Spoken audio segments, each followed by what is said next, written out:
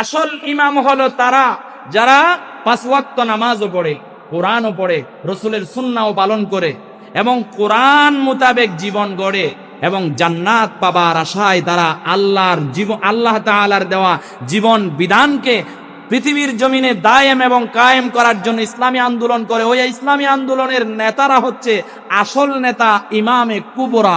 জুড়ে বলেন না আল্লাহু আকবার।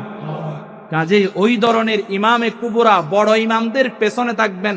ওই ইমামদের পেছনে যদি থাকেন, ওই ইমাম যদি জান্নাতে যায়, আপনিও জান্নাতে যাবেন। জোরে বলেন জান্নাতে যাবেন। আল্লাহু আকবার বলেন।